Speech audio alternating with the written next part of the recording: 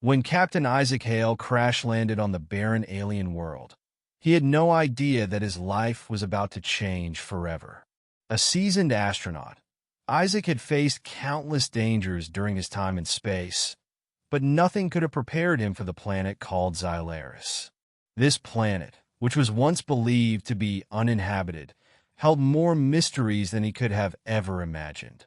Isaac's mission had been simple: a routine survey of a seemingly deserted world. However, a freak meteor shower sent his shuttle spiraling out of control, and with all systems failing, Isaac had no choice but to crash land on the strange planet. The shuttle's emergency beacon had gone silent after the crash, and with no way to contact Earth or any other space stations, Isaac found himself alone in an alien wilderness with no hope of rescue.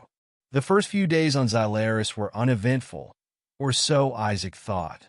He scavenged what he could from the wreckage of his shuttle, setting up a makeshift camp near the crash site.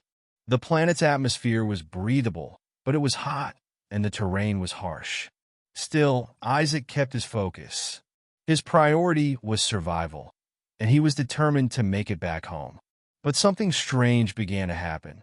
As Isaac explored the planet, he noticed the signs of life.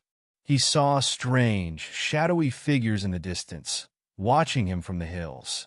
At first, he thought they might be animals, but soon he realized these were no creatures he had ever encountered.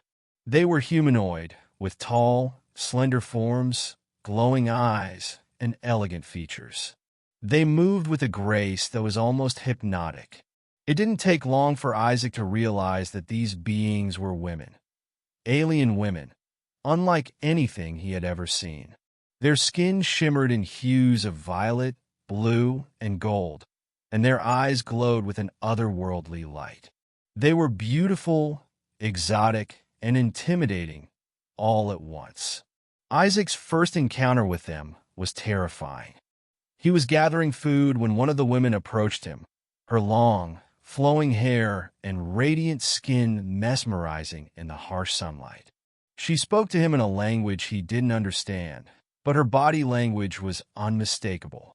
Her eyes locked onto his, and Isaac could feel the intensity of her gaze as she stepped closer. He instinctively reached for his gun, unsure of her intentions. But the woman only smiled at him, her lips curving in a way that made Isaac's heart race. Before he could react, more of the women appeared from the shadows, surrounding him. They moved like a coordinated group, their movements fluid and synchronized. Isaac tried to back away, but the women were too fast, too graceful. They seemed to be everywhere at once, each of them staring at him with an intensity that made him feel exposed. The air around Isaac seemed to shift. He could feel something strange in the atmosphere, an energy that he couldn't explain. The women's pheromones filled the air, and before long, Isaac began to feel his body responding in ways he couldn't control. It was as if the very essence of this planet had an effect on him, making him feel heat and desire in ways he had never experienced. The women, seemingly aware of this shift, began to approach him more closely, their movements slow and deliberate. Isaac's heart raced, and his breathing became shallow. It wasn't just the pheromones. They were doing something to his mind, something that made him feel both overwhelmed and intoxicated. For the next few days, Isaac's world became a whirlwind of strange encounters. The alien women were not aggressive, but their presence was undeniable. They seemed to want something from him, something that went beyond his survival. Isaac couldn't help but feel drawn to them, even though his rational mind told him to stay away. The women made no attempt to harm him, but instead, they seemed to want to learn about him, to understand the human race. They were fascinated by Isaac, by his humanity and his emotions. It quickly became clear that they had no concept of what it meant to be human, and they were curious about every aspect of his being, his body, his thoughts, his desires. One evening, as Isaac sat by a fire, one of the women approached him. She was different from the others. Her eyes were a deep shade of purple, and her skin shimmered with a golden hue. She was taller, her form more defined than the others. She spoke to him, her voice soft but firm, and Isaac felt a strange connection to her. Her name, she told him, was Elira. Elira seemed to understand Isaac in ways he couldn't explain. She was the first to acknowledge that he was a man of his word, a creature capable of rational thought and understanding. She wanted to know everything about him, about his world, his people, his history. It was as if she was trying to unlock the mysteries of humanity, to understand what it meant to be human in a way that no one had ever done before. But despite the intellectual connection, Isaac couldn't ignore the pull he felt toward Elira. Her pheromones were stronger than ever, and the attraction was undeniable. He knew it wasn't just his body reacting, it was something deeper. It was as if the very essence of Xylaris had imprinted itself on him, changing the way he felt and thought. His body, once in control, now seemed to betray him.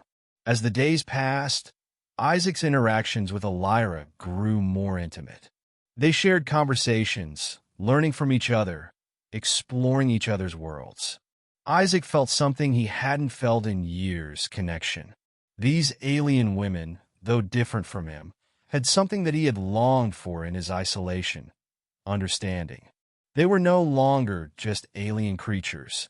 They were women who had their own desires, their own fears, and their own way of life. He wasn't just surviving on Xylaris anymore, he was living. Eventually, Isaac and Elira's bond grew into something deeper. He couldn't explain it, but he knew that he was no longer just a human crash survivor.